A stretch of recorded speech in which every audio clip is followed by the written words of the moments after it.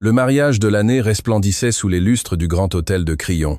Les coupes de champagne étincelaient dans des mains parfaitement manucurées. Des violons emplissaient le salon de marbre d'une musique douce, et les serveurs aux gants blancs glissaient dans la salle portant des plateaux de caviar et de macarons dorés. Au centre de tout se tenait Jean-Luc Dubois, grand, beau, arrogant et vêtu d'un smoking sur mesure. Ce soir-là, il ne se contentait pas d'épouser sa nouvelle fiancée, Sophie Moreau, une jeune mannequin glamour. Il était résolu à humilier la seule femme qu'il méprisait le plus, Émilie Lambert, son ex-épouse. 1 an auparavant seulement, elle avait été l'épouse silencieuse à ses côtés, portant leur enfant en son ventre et rêvant d'une famille heureuse. Mais quand la vie est devenue difficile et qu'il ne put plus cacher ses problèmes, Jean-Luc la rejeta comme une vulgaire chiffe. Il demanda le divorce, garda la maison. Les rumeurs en ville disaient qu'elle était ruinée, sans pouvoir et oubliée. C'était exactement comme Jean-Luc le voulait. C'est pourquoi, lorsqu'il lui envoya une invitation à son grand mariage, ce ne fut pas par bonté. C'était un piège. Il voulait qu'elle entre dans le salon l'air pauvre et brisé, afin que tous les invités se moquent. Il voulait que le monde voie la différence entre son succès éblouissant et sa prétendue misère. Qu'elle vienne en rampant, se vantait-il auprès de ses amis, qu'il voie à quel point elle était tombée, cela me fera paraître encore plus grand. Mais Jean-Luc avait sous-estimé l'esprit d'Émilie. La même femme dont il s'était un jour moqué en la traitant de faible, avait enduré des nuits sans sommeil avec 3 nouveau-nés. Elle avait survécu aux rumeurs cruelles et avait ravalé chaque larme jusqu'à ce que son cœur se transforme en acier. Elle ne comptait pas se traîner à son mariage. Si elle y allait, elle marcherait la tête haute et n'arriverait pas seule. La nuit devint tendue tandis que les rumeurs se propageaient dans le salon. Certains chuchotaient qu'Émilie n'oserait jamais apparaître. D'autres riaient, l'imaginant se faufilant par la porte de derrière avec des vêtements empruntés. Sophie souriait avec dérision, certaine que sa présence écraserait complètement Émilie. Jean-Luc leva sa coupe, savourant déjà le triomphe de l'humiliation qu'il avait préparé. Alors, les portes de l'hôtel s'ouvrirent en grand. Des halètements se répandirent comme un feu dans la pièce. Une longue limousine venait de s'arrêter dehors et d'elle descendit Émilie Lambert. Ce n'était plus la femme fatiguée et abandonnée dont tout le monde se souvenait. Elle portait une robe élégante qui brillait sous les lustres, les cheveux relevés comme une reine, les pas gracieux et inébranlables. À ses côtés marchait Alexandre Delacroix, l'un des milliardaires les plus mystérieux de la ville, avec une présence imposante, sa main reposant protectrice sur le dos d'Émilie. Et derrière eux, 3 petits enfants en costumes et robes assorties les suivaient avec des yeux grands et innocents, les triplés, les enfants de Jean-Luc. La musique hésita, les coupes de champagne se figèrent en l'air, les chuchotements se transformèrent en un silence stupéfait, et pour la première fois le sourire arrogant de Jean-Luc disparut. Avant cette entrée éblouissante qui ébranla le mariage à Paris, la vie d'Émilie Lambert avait été taillée dans l'ombre et le sacrifice. Elle n'était pas née dans l'opulence. Elle avait grandi dans un quartier modeste en banlieue de Lyon, élevée par une mère célibataire qui travaillait 2 emplois pour mettre de la nourriture sur la table. Dès son plus jeune âge, Émilie apprit à valoriser les choses simples, des repas chauds, des vêtements d'occasion, et le genre d'amour qui se mesurait non en diamants, mais en sacrifice. À 22 ans, Émilie crut avoir trouvé son conte de fées lorsqu'elle rencontra Jean-Luc Dubois. Il était plus âgé, sûr de lui, un entrepreneur en pleine ascension aux mots doux et au sourire facile. Pour Émilie, il semblait un sauveur. Il lui promit la vie qu'elle n'avait jamais eue, un foyer confortable, une famille bâtie sur la stabilité et des rêves plus grands que son monde n'avait jamais permis. Malgré les avertissements silencieux de sa mère, Émilie lui donna son cœur et peu après ses vœux. Les premiers jours de leur mariage parurent merveilleux. Jean-Luc la gâtait avec des fleurs, lui murmurait des promesses d'éternité et jurait d'adorer son innocence. Émilie, croyant en l'amour de toute son âme, devint l'épouse parfaite. Elle quitta son petit travail de secrétaire pour soutenir la carrière de Jean-Luc, gérant le foyer et s'occupant de chaque détail de leur vie. Elle pensait que l'amour signifiait sacrifice. Elle pensait que sa loyauté serait suffisante, mais à mesure que la richesse et l'ambition de Jean-Luc grandissaient, sa chaleur s'estompa. Il ne voyait plus Émilie comme sa partenaire, mais comme un fardeau. Quand Émilie tomba enceinte, une nouvelle qui la remplit de joie et d'une espérance tremblante. La vraie nature de Jean-Luc se révéla. Au lieu de célébrer, il se moqua d'elle. « Tu ne peux même pas te prendre en charge », lui cracha-t-il. « Comment vas-tu t'occuper de 3 ?» Car le destin avait écrit son propre tour cruel. Émilie attendait des triplés. Ce qui aurait dû être un miracle devint son plus grand fardeau. Les factures médicales, l'épuisement, la peur. Émilie affronta tout cela seule. Jean-Luc cessa de rentrer à la maison, cessa de répondre aux appels et finalement la mit à la porte, avec seulement une valise et un cœur brisé. Tandis qu'il affichait son succès avec des costumes brillants et des voitures chères, Émilie dormait sur le canapé d'une amie, serrant son ventre grandissant, murmurant des promesses aux enfants en elle. « Je vous protégerai quoi qu'il arrive. » Les nuits étaient longues. Les larmes devinrent sa seule berceuse. Elle travaillait à temps partiel alors qu'elle était très enceinte, nettoyant des bureaux et pliant du linge dans des laveries pour économiser chaque euro pour les couches. Des inconnus la regardaient, certains avec pitié, d'autres avec moquerie. Son corps souffrait, son esprit se fissurait, mais elle n'abandonna jamais. Chaque coup de pied dans son ventre lui rappelait que sa lutte n'était pas seulement pour elle. C'était pour 3 petites âmes qui avaient besoin de sa force. Quand les bébés naquirent, 2 garçons et une fille, le monde d'Émilie changea encore. L'épuisement doubla, mais aussi sa bravoure. Elle les berçait pour dormir tout en cachant ses larmes, fredonnant les mêmes berceuses que sa mère lui chantait. Elle les nourrissait de mains tremblantes, sautant parfois ses propres repas pour qu'ils aient assez. La pauvreté serrait fort, mais l'amour la rendait inébranlable. Le monde pouvait l'appeler une épouse pauvre et rejetée. Jean-Luc pouvait se moquer de sa misère, mais Émilie Lambert portait quelque chose de beaucoup plus fort que l'argent ou le statut. La résilience.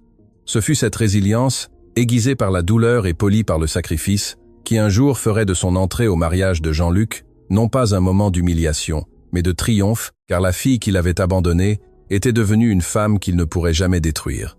Le grand hôtel de Crillon était un palais déguisé en hôtel. Sa salle de bal s'étendait plus large qu'un terrain de football, bordé de colonnes de marbre et de lustres dégoulinants de 1000 cristaux. Ce soir-là, chaque centimètre était conçu non seulement pour célébrer, mais pour le spectacle. Jean-Luc Dubois voulait que son mariage avec Sophie Moreau crie richesse, pouvoir et triomphe. Il voulait que chaque invité sache qu'il avait atteint le sommet, laissant derrière lui son passé lamentable et sa pauvre épouse très loin. Des invitations au bord doré avaient été envoyées des semaines auparavant à l'élite de la ville, investisseurs, politiciens, célébrités et magnats des affaires. L'événement était apparu dans des magazines de mode de vie, promu comme l'union de la saison. Des reporters se pressaient dehors avec des caméras hautes à capturer chaque détail luxueux. Des limousines alignées à l'entrée déposaient des invités vêtus de robes de haute couture et de smokings, coûtant plus que le loyer annuel de familles ordinaires. À l'intérieur, l'air bourdonnait de rires superficiels et de toasts au champagne. Des serveurs aux gants blancs circulaient avec des plateaux d'huîtres et de queues de homard, tandis qu'un quatuor à cordes emplissait l'air de Mozart.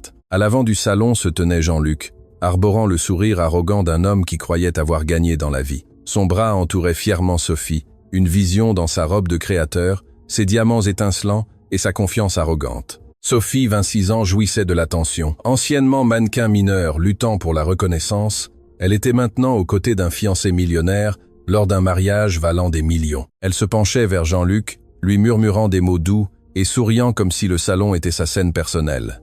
Les caméras l'adoraient et elle aimait chaque flash. Elle ne se souciait pas que les chuchotements concernant épouse de Jean-Luc, rôdent dans les coins.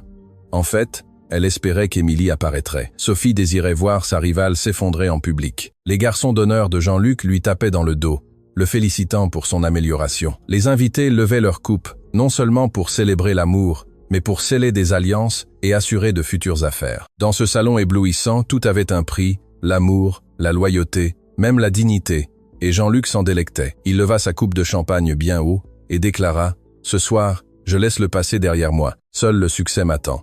Mais la vérité était que Jean-Luc n'avait pas invité Émilie juste pour montrer sa nouvelle vie. Il voulait un spectacle. Il voulait prouver que pendant qu'il volait haut, elle avait coulé. Il voulait que sa présence serve de rappel vivant de sa supériorité. Certains invités, au courant du divorce amer, riaient à l'idée qu'Émilie arrive avec une robe de seconde main, peut être l'air fragile, fatigué et brisé. « Elle va sûrement venir mendier », plaisanta Jean-Luc cet après-midi-là. « Et nous rirons tous. » L'orchestre reprit de l'ampleur alors que la cérémonie se préparait à commencer. L'officiant était prêt. Les arrangements floraux parfumaient l'air et le salon débordait d'anticipation. Cependant, sous le glamour, une tension silencieuse bouillonnait. Tout le monde se demandait « Émilie viendrait-elle » Près des grandes portes d'entrée, un silence soudain traversa la foule. Un valet de chambre entra en courant, murmurant quelque chose au maître d'hôtel. La musique hésita, les têtes se tournèrent vers les portes dorées, attendant, se demandant. Jean-Luc sourit avec dérision, convaincu que son piège était sur le point de s'activer. Le sourire de Sophie s'élargit, avide du spectacle. Les invités se penchèrent en avant, curieux et impatients de voir le drame. Aucun d'entre eux ne savait que la femme sur le point de franchir ses portes ne serait pas épouse brisée et pathétique qu'ils attendaient.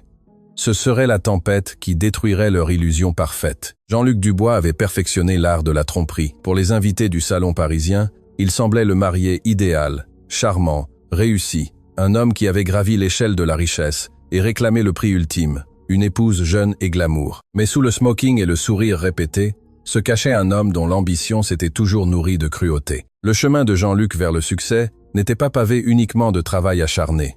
Il était taillé dans les trahisons, les raccourcis et les promesses brisées. Quand il épousa Émilie, il avait à peine un salaire modeste et de grands rêves. La dévotion silencieuse d'Émilie, sa volonté de se sacrifier lui donnèrent de la stabilité.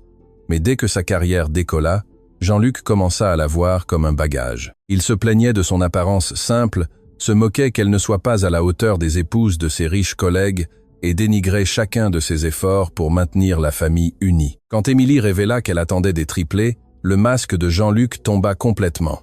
Au lieu de la joie, ses yeux se remplirent de calculs. 3 enfants signifiaient plus de dépenses, plus de responsabilités, moins de liberté pour poursuivre la richesse et le plaisir. « Tu m'as ruiné la vie », lui cracha-t-il une nuit en claquant la porte alors qu'elle pleurait sur le sol. Dès lors, ses visites à la maison se firent de plus en plus rares, ses excuses plus folles, jusqu'à ce qu'il la mette finalement à la porte. Pour lui, Émilie n'était qu'un chapitre qu'il voulait effacer. Entra Sophie Moreau, le remplacement brillant. Sophie était tout ce qu'Émilie n'était pas, du moins aux yeux de Jean-Luc. Elle était jeune, glamour et venait d'un cercle aisé. Pour le public, c'était un mannequin en pleine ascension, souvent photographié lors d'événements de mode. Un verre de champagne à la main. Mais derrière le maquillage et les robes de créateur se cachait une femme aussi calculatrice que Jean-Luc. Elle ne voyait pas en lui l'amour, mais l'opportunité. Avec Jean-Luc, elle pouvait s'assurer le style de vie qu'elle désirait, les diamants, les yachts, les fêtes dans des manoirs. Ce fut Sophie qui l'encouragea à montrer sa nouvelle vie, qui se moquait à la simple mention d'Émilie. « Invite-la », lui murmura-t-elle, lorsque les plans du mariage commencèrent. « Qu'elle voie ce qu'elle a perdu. Que tous voient ce que tu as gagné. » Sa cruauté n'était pas seulement pour se prouver supérieure, c'était pour écraser toute menace à sa nouvelle position de Madame Dubois. Ensemble, Jean-Luc et Sophie étaient une tempête parfaite d'arrogance et de cupidité. Ils se nourrissaient de la vanité l'un de l'autre, aveugles au chuchotement autour d'eux. Certains invités admiraient leur audace, d'autres secouaient la tête, pressentant le désastre. Mais ni Jean-Luc ni Sophie ne s'en souciaient. Ils se croyaient intouchables au-dessus de tout jugement, destinés à une vie d'indulgence sans fin. Alors que Jean-Luc promenait Sophie dans le salon, son rire sonnait creux, mais sa fierté grandissait à chaque regard envieux. Il appréciait l'idée qu'Émilie entre pâle et fragile, confirmant au monde qu'il avait fait mieux. Sophie s'accrochait à son bras, son bracelet de diamant captant la lumière, ses yeux brillants d'une anticipation cruelle. Il pensait avoir écrit la pièce parfaite. Émilie comme la figure tragique, Jean-Luc comme le marié triomphant, Sophie comme le prix éblouissant. Mais l'histoire qu'il tentait d'écrire était sur le point de s'effondrer, car la femme qu'ils avaient rejetée comme faible s'était transformée. Et l'empire qu'ils affichaient était bâti sur du sable, attendant que la marée emporte tout. Et ce soir-là, la marée arrivait. Le plan pour humilier Émilie n'est pas né uniquement de l'arrogance de Jean-Luc. Il fut soigneusement conçu, murmuré lors de conversations de minuit entre lui et Sophie, tandis que les fleuristes arrangeaient les roses et que les organisateurs répétaient le déroulement de la cérémonie, Jean-Luc et Sophie tramaient la cruauté à huis clos. « Es-tu sûr qu'elle viendra ?» demanda Sophie un après-midi alors qu'ils se reposaient dans leur suite penthouse. Elle buvait du champagne, son anneau de diamant brillant sous les lumières de la ville. « Elle viendra », répondit Jean-Luc avec assurance. Émilie est trop fière pour ignorer l'invitation, et même si elle ne le veut pas, la curiosité la dévorera vivante. Voudra-t-elle me voir ce qu'elle a perdu? Sophie sourit malicieusement. Parfait. Car quand elle franchira ses portes, elle réalisera qu'elle n'appartient pas ici, et tous les autres s'en rendront compte aussi. Ils répétèrent le moment dans leur tête. Jean-Luc imaginait Émilie entrant discrètement, vêtue de quelque chose de démodé, être serrant un sac à main acheté dans un magasin discount. Il la voyait se tenant maladroitement au bord du salon, tandis que les photographes prenaient des photos de lui avec Sophie dans sa robe éblouissante. Ce serait parfait. Une comparaison tacite qui dépeindrait Émilie comme pathétique et Sophie comme victorieuse. Mais Sophie voulait plus qu'une simple comparaison. Elle voulait la destruction. « Assurons-nous que la presse la remarque », suggéra-t-elle. « Je dirai aux photographes où regarder. Nous sourirons pour les caméras avec elle juste là, invisible à nos côtés. Elle ressemblera à un fantôme de ton passé hantant ton succès. » Jean-Luc adora l'idée, et après les vœux, je ferai un toast, ajouta-t-il. Quelque chose de subtil, quelque chose qui remercie tous ceux qui m'ont soutenu quand d'autres n'ont pas pu. tout le monde saura que je parle d'elle. Ils riront derrière leur coupe de champagne et elle s'effondrera. » Sa cruauté s'approfondissait à chaque mot. Sophie riait en imaginant les larmes d'Émilie. Jean-Luc souriait, savourant l'idée de son ex-épouse se recroquevillant sous le poids de son triomphe mis en scène. Pour eux, le mariage n'était pas une question d'amour, c'était une question de pouvoir, de prouver qu'ils avaient gagné et qu'Émilie avait perdu. Même les arrangements de sièges reflétaient leur malice. Jean-Luc indiqua à l'organisateur de laisser une chaise vide près du fond au cas où l'ex-épouse apparaîtrait. Il dit au traiteur de le noter également. Sophie, avec un éclat pervers dans les yeux, s'assura que la table la plus proche de cette chaise soit remplie de mondaines avides de potins qui ne perdraient pas de temps à propager des rumeurs. Le matin du mariage, le plan était prêt. Jean-Luc se tint devant le miroir, ajustant ses boutons de manchette, souriant à son reflet. « Ce soir, se dit-il, je l'efface complètement. » Sophie, en enfilant sa robe, murmura « Et ce soir, je deviens la seule Madame Dubois dont quiconque se souviendra. » Aucun des deux n'imaginait que leur scène, polie d'or et de champagne, était sur le point de s'effondrer sous le poids de la vérité. Car Émilie n'entrerait pas dans leur piège comme la femme brisée qu'ils attendaient. Elle entrerait avec une force qu'ils n'avaient jamais vue et avec des alliés suffisamment puissants pour transformer leur cruel plan en leur chute définitive. Le piège qu'ils avaient tendu à Émilie était sur le point de se refermer, mais pas sur elle, sur eux. La nuit avant le mariage de Jean-Luc, Émilie était assise au bord d'un canapé usé dans son petit appartement, la tête entre les mains. La pièce était faiblement éclairée par une seule lampe, dont l'ampoule clignotante projetait de longues ombres sur le papier peint écaillé. Autour d'elle, des jouets éparpillés sur le sol, des biberons à moitié vides sur le comptoir, et les faibles pleurs de ses triplés venaient de la chambre. Elle se balançait lentement, l'épuisement pesant dans ses os. La vie n'avait pas été clémente depuis que Jean-Luc l'avait chassée. Elle avait survécu de justesse, cumulant des emplois à temps partiel, juste pour mettre de la nourriture sur la table. Elle nettoyait des bureaux la nuit, pliait du linge dans une laverie le jour et gardait les enfants des voisins quand elle le pouvait. Ses mains étaient gercées par les produits chimiques de nettoyage. Son dos lui faisait mal après les longues journées et ses yeux brûlaient après les nuits sans sommeil.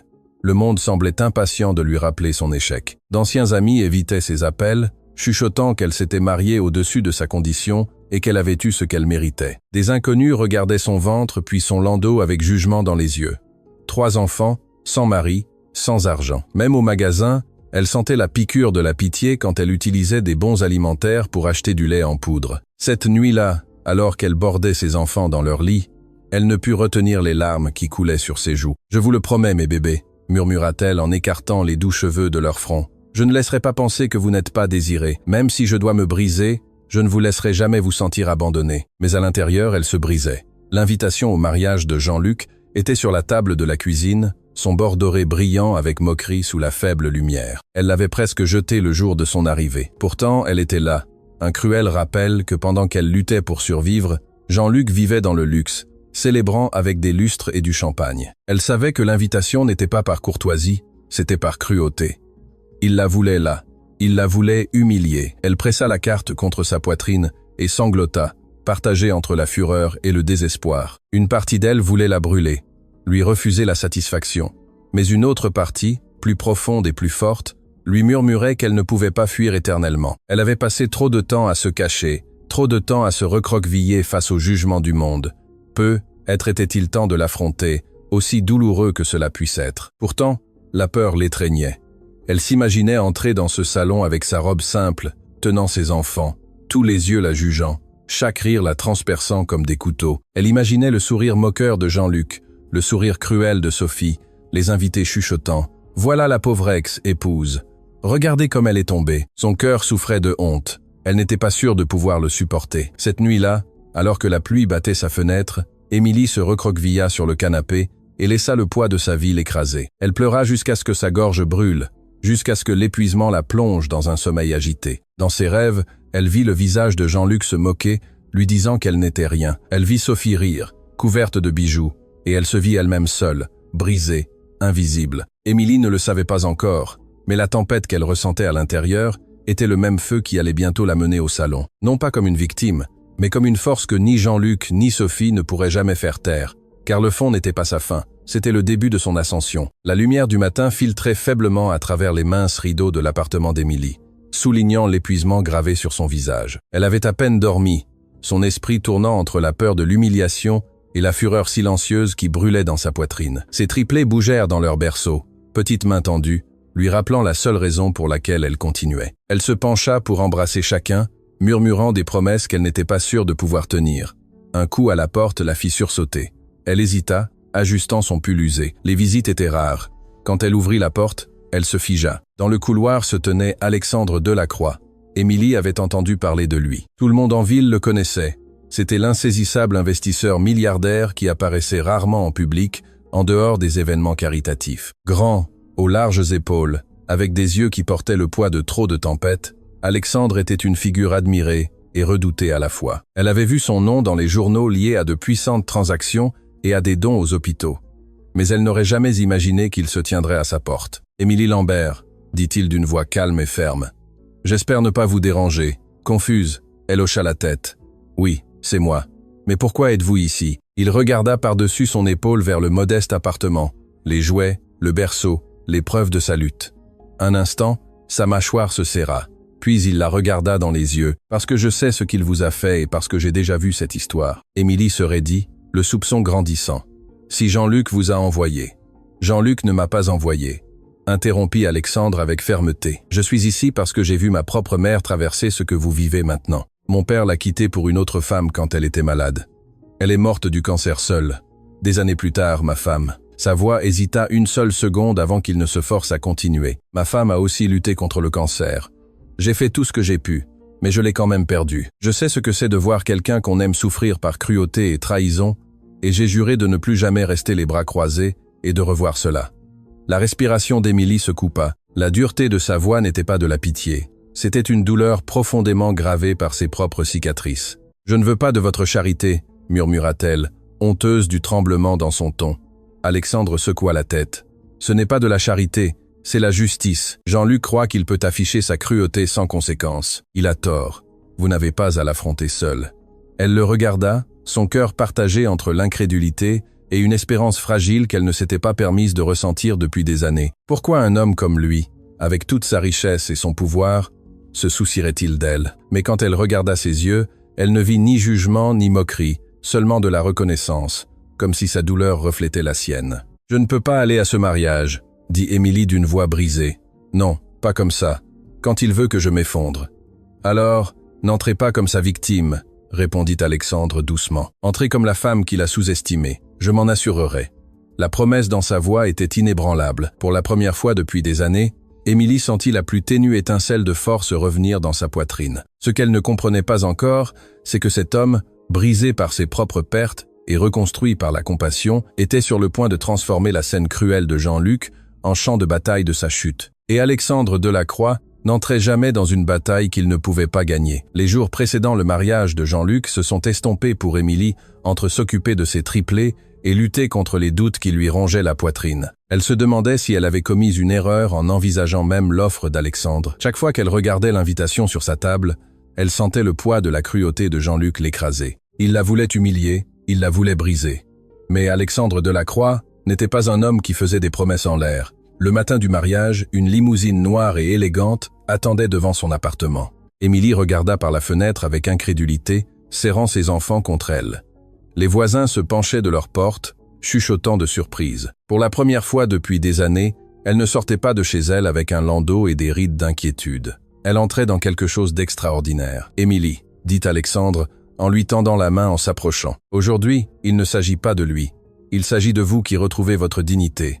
Laissez-moi vous aider à montrer au monde qui vous êtes vraiment. » À l'intérieur de la limousine, les sièges en cuir brillaient. Une musique douce emplissait l'air, et un styliste attendait avec des cintres remplis de robes. Émilie haleta. « C'est trop. Je ne peux pas. » Alexandre secoua la tête. « Vous avez assez renoncé. Laissez-moi vous rendre quelque chose. » La styliste la guida entre les robes, chacune plus impressionnante que la précédente. Au début, Émilie hésita, ses doigts tremblants en touchant les soies et les satins. Mais quand elle enfila une robe bleu saphir profond, la pièce sembla changer. Le tissu épousait sa silhouette. La couleur illuminait ses yeux, et pour la première fois depuis des années, elle ne vit pas une mère fatiguée dans le miroir. Elle vit une femme renaissante. Ses enfants, vêtus de petits smokings et de robes assorties, applaudirent avec un plaisir innocent. « Maman, tu ressembles à une princesse !» cria un des enfants, sa voix pure de fierté. Des larmes montèrent aux yeux d'Émilie, alors qu'elle les serrait dans ses bras. Il l'avait seulement vue avec des vêtements usés et des sourires épuisés. Ce soir-là, il voyait sa force briller. Le maquillage effaça les ombres des nuits sans sommeil. De douces boucles encadraient son visage. Un pendentif en diamant, cadeau silencieux d'Alexandre, reposait sur sa clavicule, captant la lumière. Elle le toucha nerveusement, mais il dit seulement « Considérez-le comme votre armure ». Tandis que la limousine avançait vers le grand hôtel de Crillon, les nerfs d'Émilie se tordaient. Elle imaginait le sourire moqueur de Jean-Luc, le rire de Sophie, les chuchotements de la foule. Ses paumes étaient moites de peur. Alexandre le remarqua. « Savez-vous ce qui rend une tempête puissante, Émilie » demanda-t-il doucement. Elle le regarda confuse. Elle ne demande pas la permission, elle arrive juste. « Ce soir, vous êtes cette tempête. » Elle expira, un rire tremblant s'échappant de ses lèvres. Pendant des années, elle s'était recroquevillée, se cachant, essayant de survivre. Mais ce soir-là, elle ne se cacherait pas. Ce soir-là, elle entrerait dans le salon non pas comme l'ex, épouse rejetée de Jean-Luc, mais comme la femme qu'il n'avait jamais vraiment connue. La limousine ralentit devant l'entrée illuminée de l'hôtel. Les photographes se pressaient dehors, leurs caméras flashant à chaque invité qui arrivait. Au moment où les portes s'ouvrirent, la foule allaita. Émilie descendit, radieuse, ses enfants la suivant comme de royaux héritiers. Alexandre à ses côtés exsudait un pouvoir silencieux. Pour la première fois depuis des années, le monde ne se moquait pas d'elle. Il était en admiration. Et à l'intérieur, le scénario parfait de Jean-Luc était sur le point de devenir sa plus grande humiliation. Le grand hôtel de Crillon brillait comme un royaume d'or. Ce soir-là, les invités virevoltaient dans la salle de bal dans des robes et des smokings, leur rire résonnant sous des lustres chargés de cristaux. Le quatuor à cordes jouait une mélodie délicate, tandis que le champagne coulait à flots. Pour l'élite réunie là, la nuit était une vitrine de richesse et de pouvoir. Mais en quelques minutes, elle allait devenir quelque chose de bien plus inoubliable. Les portes dorées de l'entrée s'ouvrirent lentement, presque cérémonieusement, et le premier son qui brisa la musique fut le halètement collectif de la foule. Dehors, une limousine noire et élégante s'était arrêtée, sa carrosserie polie reflétant les projecteurs et les flashs des caméras. Les photographes se bousculèrent vers l'avant, leurs cris s'élevant au-dessus de la musique. « Qui est-ce ? Qui arrive maintenant ?» Et puis elle descendit, Émilie Lambert. Ce n'était plus la mère épuisée qui survivait en silence. Ce n'était plus l'ex, épouse rejetée que Jean-Luc croyait qu'elle serait toujours. Ce soir-là, elle était une vision. Sa robe bleue saphir scintillait à chaque pas. Ses cheveux tombaient en douces boucles et son pendentif en diamant captait la lumière comme un joyau de couronne. Son dos était droit, son menton relevé, ses yeux calmes mais fiers. Elle se déplaçait avec la grâce d'une reine qui n'avait plus rien à craindre. Les murmures grandirent. « Voyez-vous, c'est l'ex de Jean-Luc ? Elle est incroyable. » Je pensais qu'elle était en difficulté. Mais Émilie n'était pas seule. À ses côtés marchait Alexandre Delacroix, l'énigmatique milliardaire, dont la seule présence pouvait faire taire une pièce. Son costume sombre était parfaitement ajusté, sa main reposant doucement, mais avec protection sur le dos d'Émilie. L'image de lui l'escortant envoya des ondes de choc dans tout le salon. Les invités se penchèrent pour chuchoter frénétiquement. Pourquoi est-il avec elle ? Alexandre n'emmène jamais personne à ces événements. Qu'est-ce que cela signifie ? Et puis le coup de grâce. 3 petites silhouettes émergèrent de la limousine, les triplés d'Émilie, vêtus de minuscules smokings et d'une robe scintillante. Leurs grands yeux reflétaient innocence et fierté. Ils s'accrochaient aux mains de leur mère, inconscients du chaos que leur présence provoquait. Les halètements se transformèrent en un silence stupéfait. Les chuchotements sifflèrent dans le salon comme un feu. Ce sont ses enfants. Ils ressemblent exactement à Jean-Luc. Mon Dieu, il les a abandonnés. À l'intérieur du salon, le sourire confiant de Jean-Luc se figea sur ses lèvres. Sa coupe de champagne trembla légèrement dans sa main. Pendant des semaines, il s'était vanté de l'humiliation qu'Émilie s'infligerait si elle osait apparaître. Mais en la voyant glisser dans le salon avec un milliardaire à ses côtés et 3 rappels vivants de sa trahison la suivant, l'humiliation était la sienne. Le visage de Sophie se durcit, son sourire peint se fissurant sur les bords. Elle serra le bras de Jean-Luc, ses ongles s'enfonçant dans sa manche.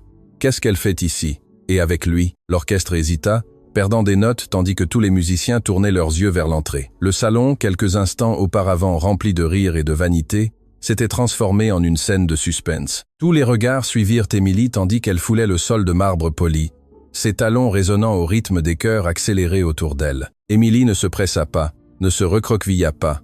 Elle se déplaça avec une confiance ferme, son regard fixé droit devant, ignorant les chuchotements, ignorant le visage pâle de Jean-Luc. Elle n'était pas là pour être sa victime, elle était là pour réclamer sa dignité. Et quand les portes se refermèrent derrière elle, scellant le silence, une vérité devint claire pour tous dans ce salon éblouissant. La femme qu'il s'attendait à plaindre était arrivée comme celle qu'il ne pouvait qu'admirer.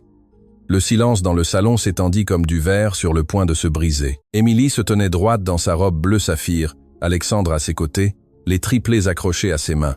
Les chuchotements grandirent, une tempête de curiosité et de scandale. Jean-Luc sentit tous les regards se détourner de lui, et Sophie, vers la femme qu'il avait espéré enterrer dans la honte. La rage brûlait dans sa poitrine. Ce n'était pas la scène qu'il avait prévue. Elle devait avoir l'air petite, faible, désespérée. Au lieu de cela, elle lui avait volé la vedette. Son orgueil exigeait une action. Il avança, forçant un sourire sur son visage, levant sa coupe de champagne. « Voyons, voyons », dit sa voix résonnant sur le sol de marbre. « Regardez qui a décidé d'apparaître. Mon ex-épouse. Comme c'est touchant. » La foule bougea inconfortablement. Son ton dégoulinait de venin déguisé en charme.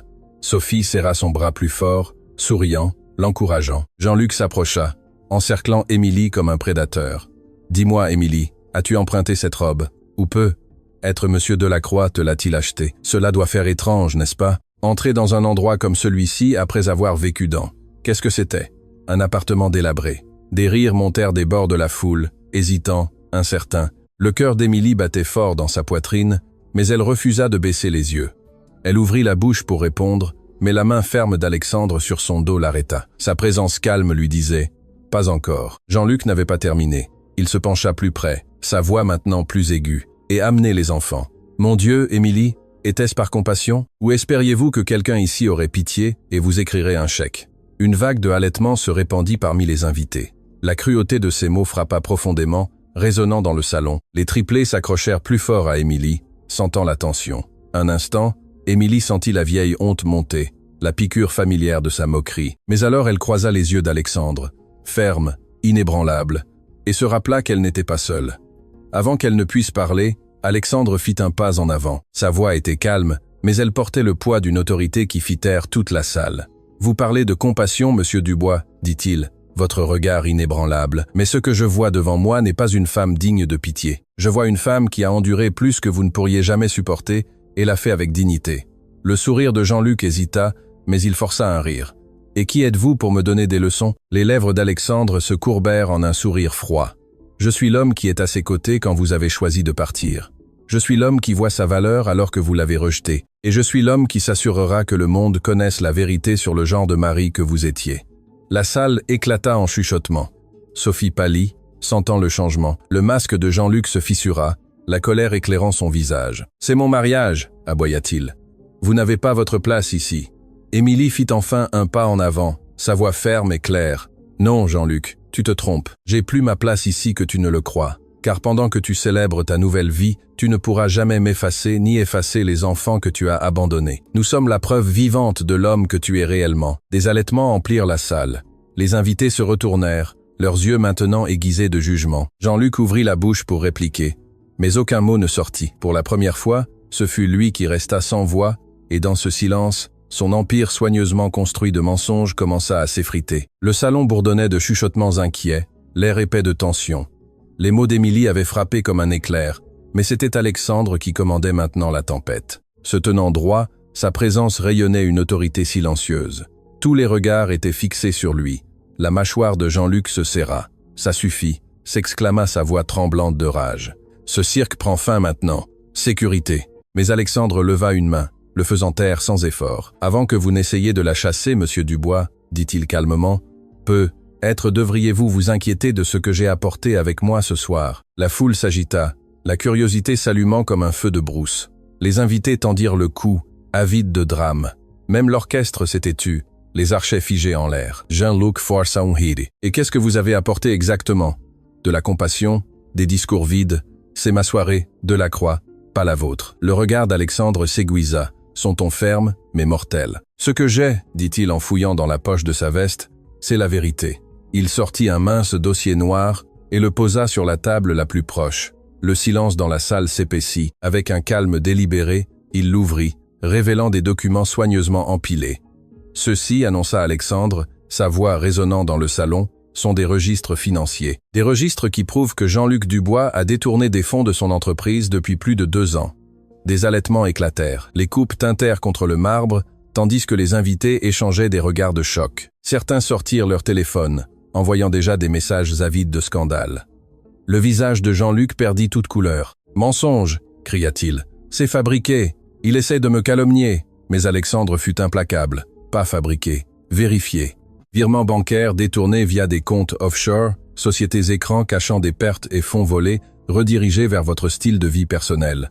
Vacances, voitures, même ce mariage. » Il fit une pause. Ses yeux rivés sur ceux de Jean-Luc. « Vous l'avez invité ici pour l'humilier.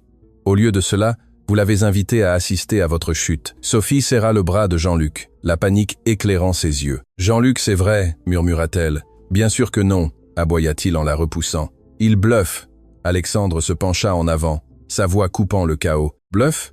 Alors, dites-moi, Jean-Luc, pourquoi ai-je la correspondance signée entre vous et votre comptable ? Pourquoi ai-je des enregistrements de vos appels autorisant ces transferts ?» La salle explosa de nouveau en chuchotements. Les investisseurs bougèrent mal à l'aise, leurs expressions se durcissant. Les politiciens se glissèrent vers les sorties, désireux de se distancier. Même les amis les plus proches de Jean-Luc détournèrent le regard, ne voulant pas être éclaboussés par association. Émilie resta immobile, son cœur battant la chamade. Pendant des années, elle avait rêvé que Jean-Luc fasse face aux conséquences, que le monde voie enfin la cruauté qu'elle avait endurée. Et maintenant, dans ce salon éblouissant, la justice se déployait sous ses yeux. Le masque de Jean-Luc se brisa complètement. La sueur perlait son front, sa voix montant en désespoir. « C'est un complot. Il essaie de me détruire. Tout le monde me connaît. J'ai construit mon empire avec acharnement. » Mais personne ne le croyait plus. Sa voix, autrefois dominante, sonnait creuse, désespérée, pathétique. Alexandre se redressa, fermant le dossier avec une finalité silencieuse. Le travail acharné ne laisse pas une trace de millions volés. Monsieur Dubois, votre empire est bâti sur des mensonges et ce soir, ces mensonges prennent fin. Un instant, le salon fut silencieux, le poids de la vérité pesant comme un marteau. Alors, un invité près du devant marmonna assez fort pour que d'autres entendent « Il est fini ». Et ainsi la marée tourna. L'homme qui avait orchestré une nuit d'humiliation pour son épouse était maintenant exposé, tremblant, son empire s'effondrant devant les mêmes personnes qu'il cherchait à impressionner. Et tous dans ce salon éblouissant le savaient. Ils ne voyaient plus un mariage, ils voyaient une chute. La salle tournait au chaos. Les chuchotements se transformèrent en accusations, les regards auparavant admiratifs, maintenant perçants de dégoût. Jean-Luc Dubois, qui quelques minutes auparavant était au sommet de son empire autoconstruit, s'effondrait devant le public qu'il cherchait à impressionner. Et à ses côtés, Sophie Moreau, sa fiancée éblouissante, sentit son monde parfait commencer à s'écrouler. Au début, elle resta figée, s'accrochant à son bras comme si sa force pouvait encore la protéger. Mais quand les mots d'Alexandre pénétrèrent plus profondément et que les documents se répandirent comme un feu entre des mains curieuses, la vérité devint indéniable. L'empire dans lequel elle pensait se marier n'était rien de plus qu'une richesse volée, un château de cartes tremblant au vent. Son étreinte se desserra. Ses yeux passèrent nerveusement d'invité en invité, lisant leur jugement, leur dédain. Les chuchotements faisaient plus mal que des couteaux. Elle devait le savoir. Chasseuse de fortune. Elle l'a choisi pour son argent et maintenant il ne reste plus rien. L'estomac de Sophie se serra. Ce n'était pas la vie pour laquelle elle avait négocié. Elle n'avait pas échangé sa jeunesse et son ambition pour être aux côtés d'un homme ruiné. Elle avait imaginé des yachts, des couvertures de magazines, des galas de charité et des futurs couverts de diamants, pas des audiences de faillite ni des visites en prison. Jean-Luc siffla entre ses dents, la panique brisant sa voix polie. « Dis-moi que ce n'est pas vrai. Dis-moi qu'il ment. » Le visage de Jean-Luc se tordit, le désespoir le rongeant. « Bien sûr que non, ce n'est pas vrai. Ne l'écoute pas. » Mais elle avait déjà vu la sueur sur son front, le tremblement de ses mains, le vide dans ses yeux. Elle avait vu des hommes bluffés auparavant et elle connaissait la différence entre la confiance et l'effondrement. Sophie fit un pas en arrière brusque, ses talons résonnant contre le marbre. Des halètements suivirent le mouvement. La tête de Jean-Luc se tourna vers elle. « Qu'est-ce que tu fais ? Je ne vais pas couler avec toi » lui cracha-t-elle, sa voix maintenant plus forte, tremblante, mais suffisamment claire pour que tous l'entendent. « Je n'ai pas signé pour épouser un criminel. » La foule éclata, certains sous le choc, d'autres dans une satisfaction moqueuse. Pour la première fois ce soir-là, ce ne fut ni Émilie ni Alexandre qui humilièrent Jean-Luc. Ce fut la femme qu'il avait choisie plutôt que son épouse. Sophie, aboya Jean-Luc, la voix se brisant. « N'ose pas t'éloigner de moi. Tu crois que tu survivras sans moi ? Tu n'es rien sans mon nom. » Mais Sophie avait déjà retiré l'anneau de diamant de son doigt. Elle le leva pour que tous le voient, son visage froid et distant. « Ton nom ne vaut plus rien. » Et avec cela, Elle laissa tomber l'anneau sur le sol de marbre. Le son résonna fortement, rebondissant dans le silence stupéfait. Jean-Luc se jeta vers elle, le visage rouge de fureur. Ingrate, mais la sécurité, percevant le changement dans la salle, s'interposa entre eux. Sophie tourna sur ses talons, sa robe balayant derrière elle, ses talons résonnant comme des coups de feu tandis qu'elle sortait furieuse du salon. Les photographes coururent après elle, les flashs capturant sa trahison pour les gros titres du lendemain. Jean-Luc resta figé, la poitrine agitée, sa fiancée disparue, son empire exposé, sa dignité en miettes devant des centaines de personnes. Et Émilie vit tout avec ses enfants s'accrochant fermement à ses mains. Pendant des années, elle avait porté le poids de la cruauté de Jean-Luc, la honte d'être rejetée. Mais maintenant, devant tous, l'homme qui avait tenté de l'effacer était lui-même effacé, morceau par morceau. Et le couteau qui coupait le plus profondément n'était pas manié par Émilie ni Alexandre, il était manié par la femme que Jean-Luc avait un jour cru couronner son triomphe. Le salon n'avait jamais été aussi silencieux. Les pas de Sophie s'étaient à peine estompés que tous les regards se tournèrent vers Jean-Luc, puis vers Émilie. Elle se tenait droite dans sa robe bleu saphir, les triplés collés à ses côtés. La foule attendait, retenant son souffle, sentant que la tempête n'était pas encore terminée. Jean-Luc tenta de reprendre le contrôle. Il redressa son smoking, forçant un rire amer. « Vous êtes des idiots », cracha-t-il. « Vous croyez ces mensonges ? Ce n'est rien d'autre que de l'envie. L'envie d'une ex, épouse amère, et d'un milliardaire qui s'ennuie. N'oubliez pas qu'elle n'est rien sans moi. » Les doigts d'Émilie se serrèrent autour des mains de ses enfants. Pendant des années, ces mots l'avaient empoisonné. « Tu n'es rien sans moi » avait résonné dans sa tête pendant les nuits sans sommeil, pendant la solitude des visites à l'hôpital, pendant les heures interminables, à travailler à des emplois modestes pour nourrir ses bébés. Mais ce soir-là, entourée de témoins, elle réalisa qu'elle ne craignait plus ces mots. Ce soir-là, elle dirait sa vérité. Elle fit un pas en avant, sa voix tremblant au début, mais gagnant en force à chaque mot. « Tu dis que je ne suis rien sans toi, Jean-Luc. Mais la vérité est que je suis devenu tout sans toi. » Un murmure parcourut la foule. Émilie leva le menton, les yeux brillants. « Quand tu m'as mise à la porte, j'étais enceinte. Non pas d'un enfant, mais de 3 triplés. » Elle fit une pause, attirant ses enfants plus près pour que tous les invités puissent voir leurs visages innocents. « Ce sont tes enfants, Jean-Luc. Tu m'as laissé les élever seul. » Des halètements résonnèrent dans le salon. Une femme près du devant porta la main à sa poitrine, murmurant « Mon Dieu, il a abandonné ses propres enfants. » La voix d'Émilie hésita, mais elle continua. « Pendant que tu dînais dans le luxe, je travaillais la nuit à nettoyer des bureaux, à plier du linge, à garder les enfants des autres. Mes mains étaient gercées par les produits chimiques de nettoyage. Mon dos me faisait mal, mon corps était épuisé, mais je continuais. Pas pour moi, pour eux. » Elle baissa les yeux vers ses enfants, les yeux s'adoucissant. Chaque larme que j'ai ravalée, chaque repas que j'ai sauté, chaque nuit sans sommeil, c'était pour qu'ils ne se sentent jamais indésirables, pour qu'ils ne pensent jamais qu'ils étaient une erreur. La salle devint floue, tandis que les larmes remplissaient ses yeux. Elle les laissa couler. « Tu m'as dit que j'avais ruiné ta vie, Jean-Luc.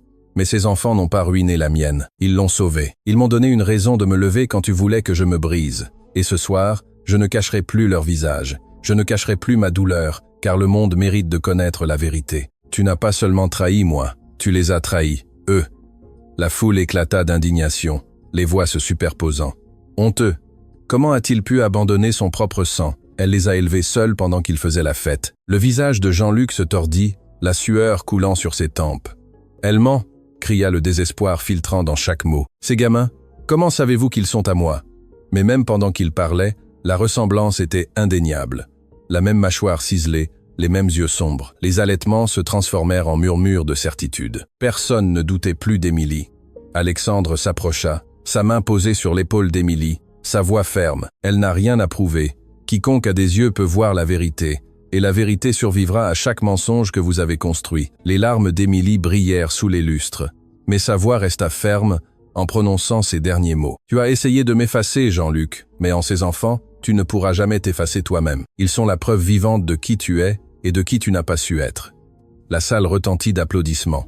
Certains invités se levèrent même, les visages humides de larmes. La révélation d'Émilie avait percé la façade brillante, exposant l'humanité brute enfouie sous la richesse et les mensonges. Et à ce moment-là, ce ne fut ni la richesse de Jean-Luc, ni le pouvoir d'Alexandre qui commandèrent la salle. Ce fut la vérité d'Émilie. Le salon tremblait de bruit, de halètements, d'accusations, le bourdonnement du scandale se répandant comme un feu. La révélation d'Émilie avait arraché le dernier masque du visage de Jean-Luc. Les invités, auparavant éblouis par sa richesse, le regardaient maintenant avec dégoût. Mais Jean-Luc Dubois n'était pas de ceux qui abandonnent. Il frappa sa coupe contre la table la plus proche, la faisant voler en éclats. « Ça suffit », rugit sa voix résonnant dans le salon. « Vous croyez savoir la vérité? Vous la croyez? Elle, une ex-épouse amère? Vous le croyez? Lui, un milliardaire qui se mêle de tout ?» Il pointa du doigt Alexandre. « Vous êtes aveugle. J'ai construit cet empire moi-même et je ne laisserai personne le faire tomber. » Sa voix se brisa, le désespoir saignant. Mais il continua. « On me traite de criminel? Prouvez-le. Où sont les policiers? Où sont les juges? C'est mon mariage, ma vie, et aucun de vous. » Avant qu'il ne finisse, les portes du salon s'ouvrirent en grand. 2 officiers en uniforme entrèrent à grands pas, leurs insignes brillant sous les lustres. Derrière eux venait un détective au visage sévère en costume sombre, sa présence imposant un silence immédiat. Les invités chuchotèrent sous le choc. Certains portèrent la main à leur poitrine, d'autres filmaient avec leur téléphone, avides de capturer l'histoire en cours. Le visage de Jean-Luc pâlit. « Qu'est-ce que c'est » exigea sa voix tremblante. Le détective avança, sortant un papier plié de sa poche. Sa voix était calme et autoritaire. « Jean-Luc Dubois, vous êtes sous enquête pour détournement de fonds, fraude fiscale et blanchiment d'argent. Nous avons un mandat d'arrêt. » Des halètements éclatèrent de nouveau, plus forts qu'avant. Les flashs des caméras crépitèrent. Les invités se bousculèrent pour mieux voir. Jean-Luc recula, titubant, secouant la tête. « Non, non, cela n'arrive pas. C'est une erreur. C'est l'œuvre de Delacroix. » Les yeux d'Alexandre se plissèrent, les bras croisés. « Non, Jean-Luc, c'est la justice qui vous rattrape. » Jean-Luc se tourna sauvagement vers la foule, cherchant de la sympathie, des alliés, quelqu'un pour le défendre. Mais les mêmes investisseurs qu'il avait autrefois loués détournaient maintenant le regard.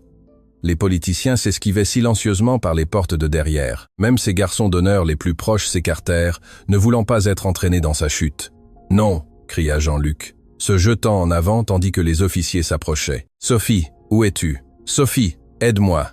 Sa voix se brisa en un sanglot pathétique. Mais Sophie était déjà partie, et tout le monde le savait. Les officiers lui prirent les bras, le menottant avec une rapidité précise. Il se débattit, paniqué. Sa façade de confiance vola en éclats dans une frénésie de déni. « Ce n'est pas juste. Je suis Jean-Luc Dubois. Vous ne pouvez pas me faire ça. J'ai fait des millions. J'ai fait l'histoire. » La voix du détective coupa sa panique. « Vous avez fait un désastre, et maintenant vous en répondrez. » La foule éclata en murmures. Certains secouaient la tête de dégoût, d'autres chuchotaient qu'il était temps que cela arrive. Émilie observait, ses enfants s'accrochant à elle avec force. Pendant des années, elle avait prié pour la justice, pour que le monde voie le vrai visage de Jean-Luc. Et maintenant, devant des lustres et des caméras, il était exposé, non pas comme un marié triomphant, mais comme un criminel emmené menotté de son propre mariage. Les yeux de Jean-Luc se fixèrent sur Émilie tandis que les officiers l'emmenaient. La haine et la peur brûlaient dans son regard. « Cela ne se termine pas ici », cracha-t-il, sa voix résonnant alors qu'on le forçait à marcher vers les portes. « Tu le regretteras, Émilie, tous le regretteront. » Mais ces menaces tombèrent à vide, noyées par les murmures dégoûtés des invités et le cliquetis des menottes. Et quand les portes se refermèrent derrière lui, le salon expira dans un soulagement collectif. Jean-Luc Dubois était entré ce soir-là comme un marié.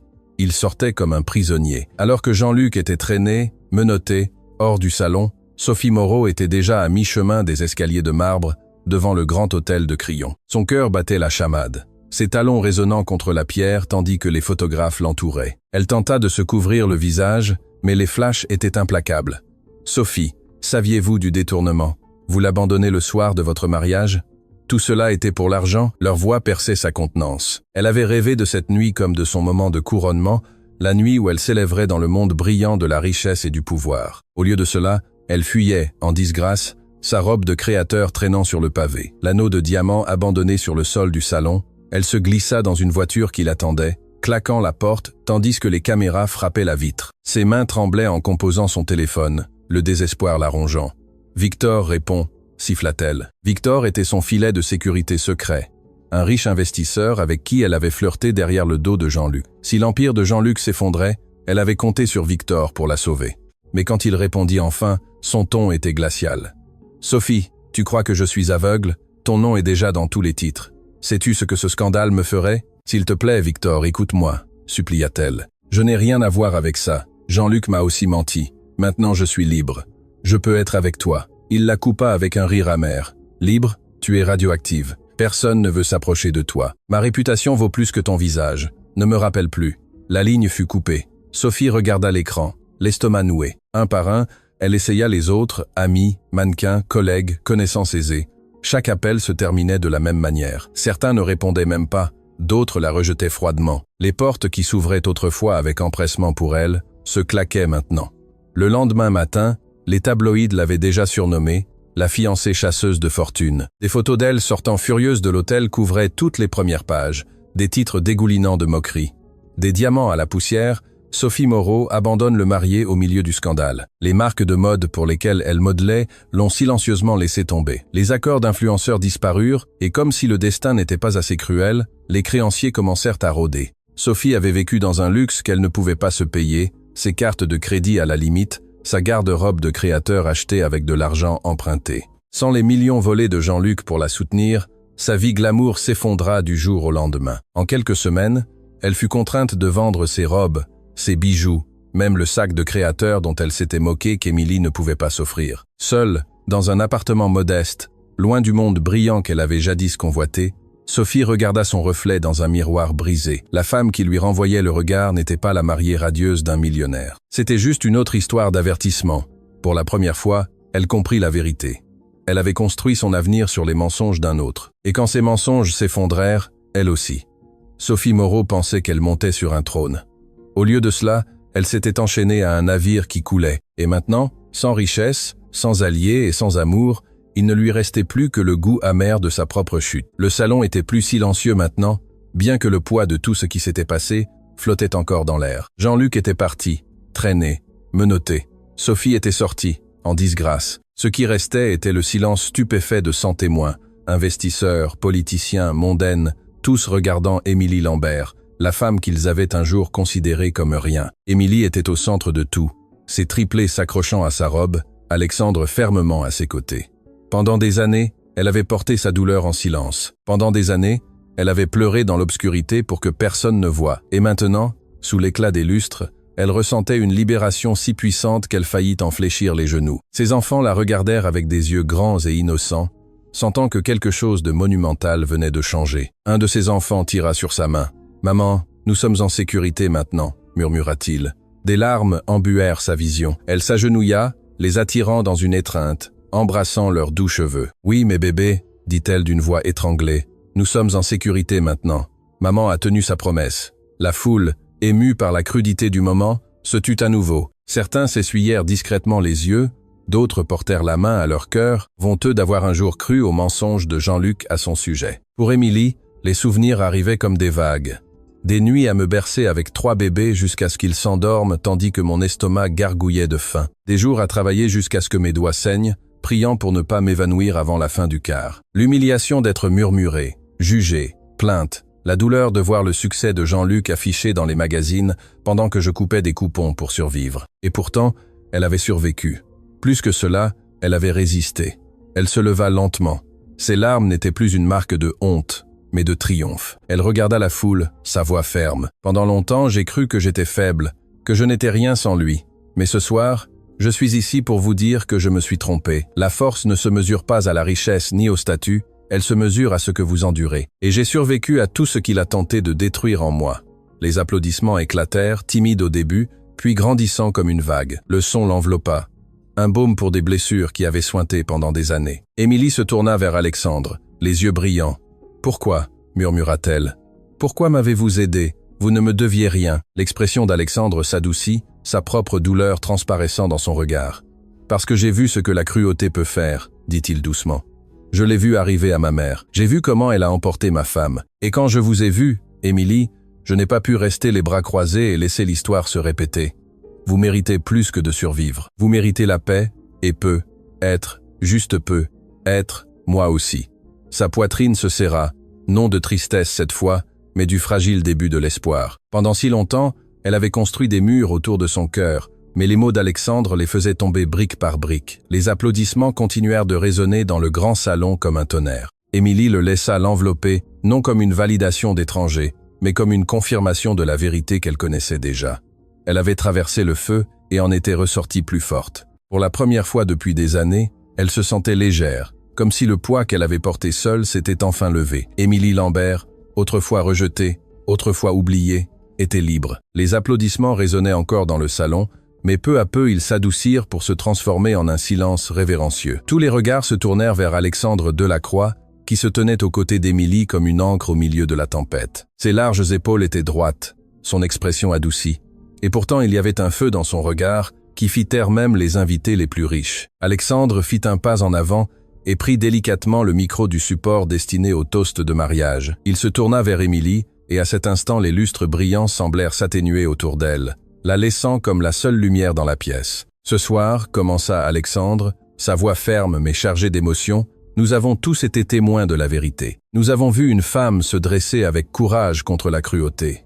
Nous avons vu une mère protéger ses enfants avec tout ce qu'elle avait. Émilie Lambert, vous êtes plus puissante que vous ne le savez, et vous n'êtes plus seule. » Les yeux d'Émilie s'écarquillèrent, sa respiration se coupa. Elle serra les mains de ses enfants, incertaine de ce qu'il était sur le point de faire. Alexandre s'accroupit pour se mettre à la hauteur des triplés. Son regard s'adoucit. Sa voix était tendre. « Enfant, je sais que je ne pourrai jamais remplacer ce qu'on vous a enlevé, mais je vous promets ceci, je ne vous abandonnerai jamais. Je vous protégerai, je vous guiderai, et je vous aimerai comme si vous étiez les miens. » La foule murmura, émue par la sincérité gravée dans chaque mot. Les triplés le regardèrent avec des yeux énormes. L'un d'eux murmura « Vraiment ?» Alexandre sourit, les lèvres tremblant légèrement d'émotion. « Vraiment ?» Puis il se redressa et se tourna vers Émilie. Il fouilla dans la poche de sa veste et en sortit une petite boîte en velours. Des halètements parcoururent l'audience. La main d'Émilie vola à sa bouche tandis que les larmes remplissaient ses yeux. « Émilie, » dit Alexandre, sa voix se brisant pour la première fois, « je pensais que mon cœur n'avait plus de place pour l'amour. Je l'ai enterré avec ma femme, avec la douleur de perdre ma mère, avec les ombres de la trahison. Mais alors je vous ai vu. J'ai vu votre force, votre douleur et votre amour inébranlable pour vos enfants, et quelque chose en moi a guéri. Vous m'avez rappelé que l'amour n'est pas une question de perfection, c'est une question de résilience, de ne jamais abandonner. » Il s'agenouilla sur un genou. La salle retint son souffle. « Je ne veux pas seulement être à vos côtés ce soir. Je veux être à vos côtés le reste de ma vie. Émilie Lambert, voulez-vous m'épouser et me laisser être le père que vos enfants méritent ?» Le salon éclata de halètements. Puis le silence revint tandis que tous les invités se penchaient en avant, désespérés d'entendre sa réponse. Les larmes d'Émilie coulaient librement maintenant, tombant sur ses joues. Elle avait passé si longtemps à croire qu'elle n'était pas digne d'amour, que personne ne la choisirait à nouveau. Et pourtant, il était là, un homme qui avait connu la douleur, qui comprenait la perte, qui la voyait non pas brisée, mais entière. Elle s'agenouilla devant lui, ses enfants s'approchant, et murmura entre ses larmes. « Oui, oui, j'accepte. » Les applaudissements tonnèrent dans le salon, plus forts que jamais. Les invités se levèrent en applaudissant, certains s'essuyant leurs propres larmes. Les triplés poussèrent des cris de joie, enlaçant Alexandre de leurs petits bras. Il rit, les attirant tous, Émilie et les enfants, dans une étreinte. Et pour la première fois depuis des années, Émilie ressentit ce qu'elle croyait avoir perdu pour toujours, l'espoir d'un avenir rempli non pas de peur, mais d'amour. Le mariage que Jean-Luc avait prévu pour montrer son triomphe s'était transformé en la renaissance d'Émilie. Et cette fois, ce fut l'amour, et non la cruauté, qui vola la vedette.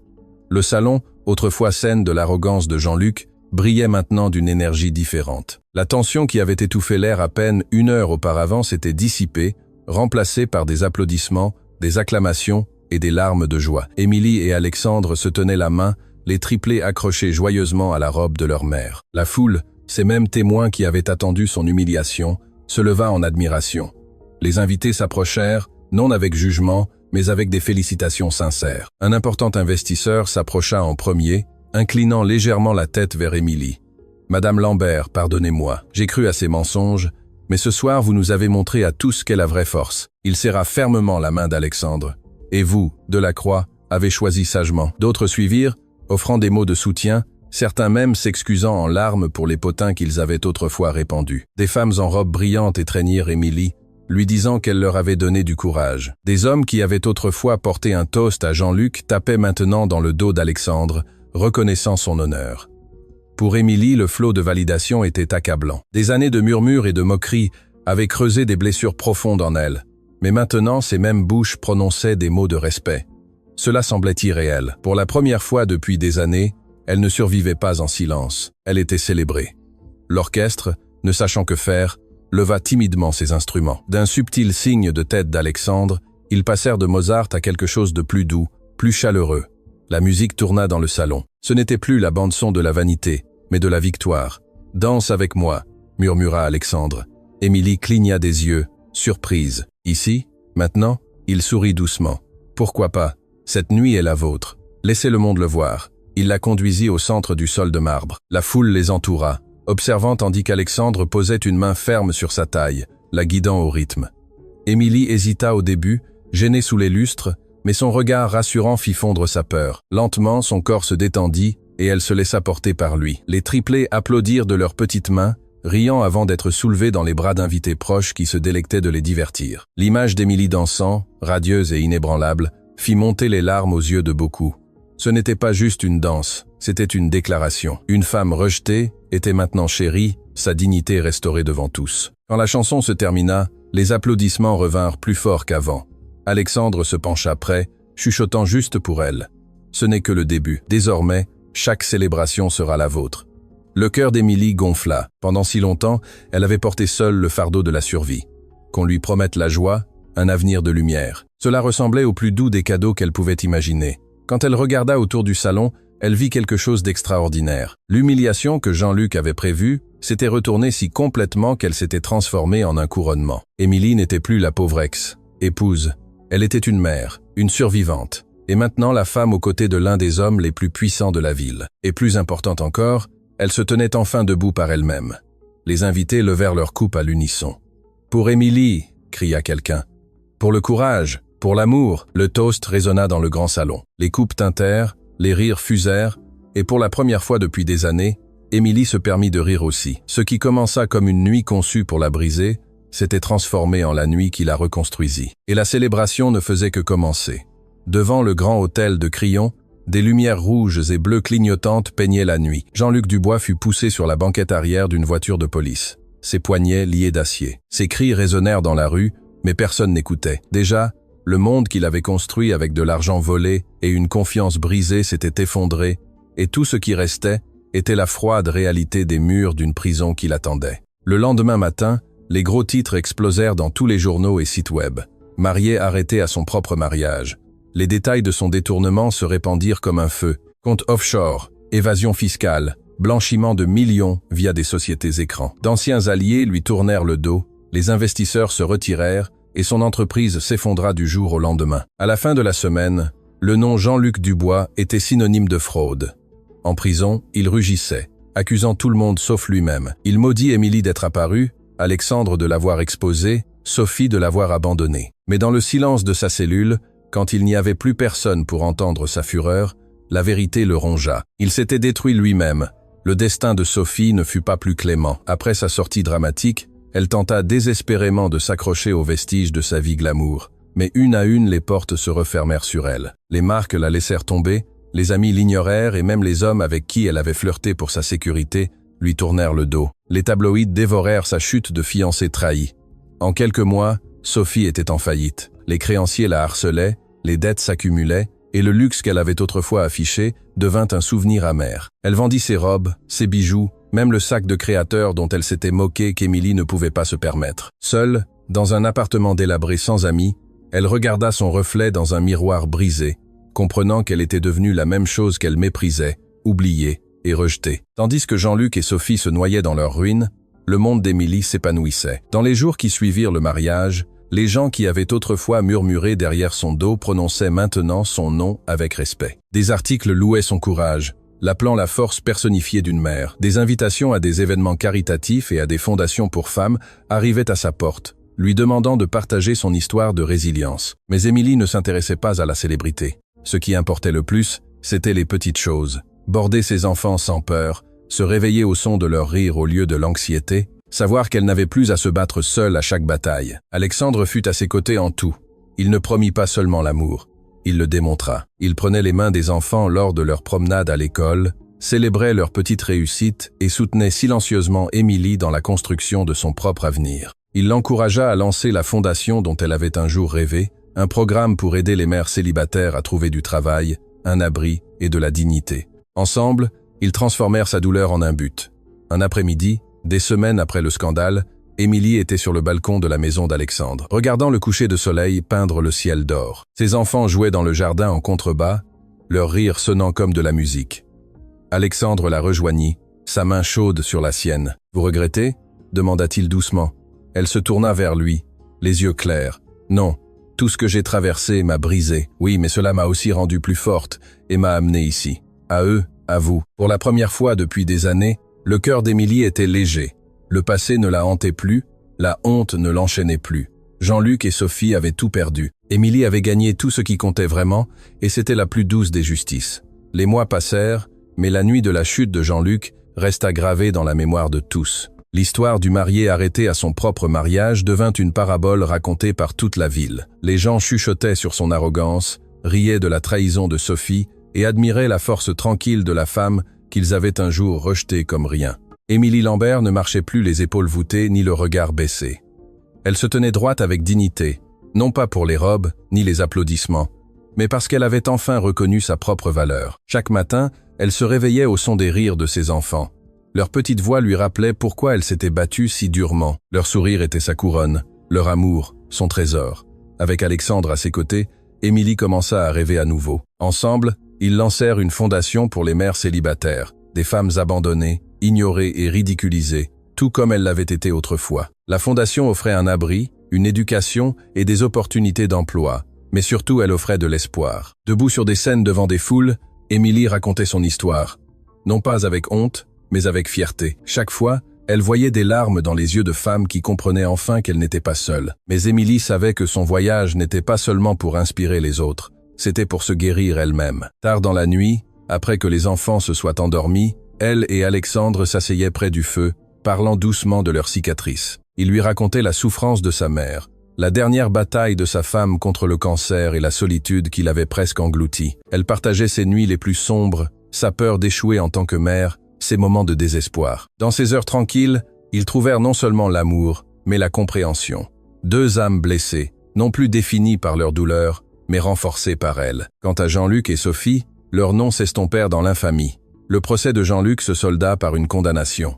Son empire autrefois fier réduit en cendres. Sophie s'enfonça encore plus dans l'obscurité, transformée en une mise en garde vivante de cupidité et de trahison.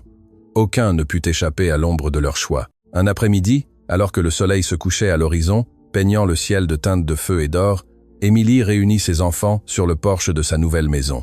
Alexandre était derrière elle, son bras l'entourant chaleureusement par les épaules. Les enfants riaient en montrant les nuages brillants, les appelant des châteaux dans le ciel. Émilie sourit, les yeux humides d'une joie silencieuse. Elle se murmura les mots qu'elle souhaitait avoir crus bien plus tôt. « Je ne suis plus faible, je ne suis pas brisée. Je suis suffisante. » Elle se tourna vers Alexandre, sa voix ferme. « Savez-vous quelle est la plus grande victoire ?» Il hocha la tête. « Laquelle ? Ce n'est pas la vengeance. Ce n'est pas de les voir tomber. C'est de savoir que je me suis relevé. C'est de choisir de vivre pleinement, d'aimer profondément et de ne plus jamais douter de ma valeur. » Alexandre embrassa son front. Sa réponse fut simple. « Et vous n'aurez plus jamais à en douter. » Les triplés coururent dans leurs bras en riant. Leur joie pure et illimitée. Émilie les serra fort, le cœur gonflé de gratitude. Pour toute la douleur, pour toute la perte, la vie l'avait menée à ce moment de paix. Et ainsi l'histoire, qui commença par la cruauté, se termina par la compassion. Le récit de trahison se transforma en une leçon de résilience. À chaque femme qui regardait, le voyage d'Émilie portait un message final. Vous êtes plus forte que les tempêtes qui tentent de vous briser. Et peu importe la profondeur de la trahison, le poids de la douleur, il y a toujours un demain où vous pouvez vous relever. C'est ainsi que se termine l'histoire, mes chers amis. Êtes-vous toujours là avec moi jusqu'à ce moment? Si vous êtes vraiment arrivés si loin, cela signifie que quelque chose dans cette histoire a touché votre cœur d'une manière que vous ne pouvez pas tout à fait expliquer. Et juste peu, être, cela vous a-t-il rappelé votre propre force? La vie nous apporte souvent la trahison, la douleur et des moments où nous nous sentons abandonnés. Mais comme l'a dit le philosophe stoïcien Marc Aurèle, tu as du pouvoir sur ton esprit, non sur les événements extérieurs. Comprends cela et tu trouveras la force. Le voyage d'Émilie nous montre que peu importe la cruauté du monde, nous ne sommes jamais impuissants. Nous pouvons nous relever, guérir et même transformer nos blessures les plus profondes en la source même de notre courage. Alors ce soir, que cette histoire vous rappelle, vous êtes plus fort que les tempêtes qui tentent de vous briser. Vous méritez l'amour, la dignité et un avenir plus radieux que votre passé. Si cela vous a ému, s'il vous plaît, aimez cette vidéo, partagez-la avec quelqu'un qui pourrait avoir besoin d'espoir et abonnez-vous à la chaîne. Car ici, nous racontons des histoires qui non seulement divertissent, mais nous rappellent comment continuer et comment se relever.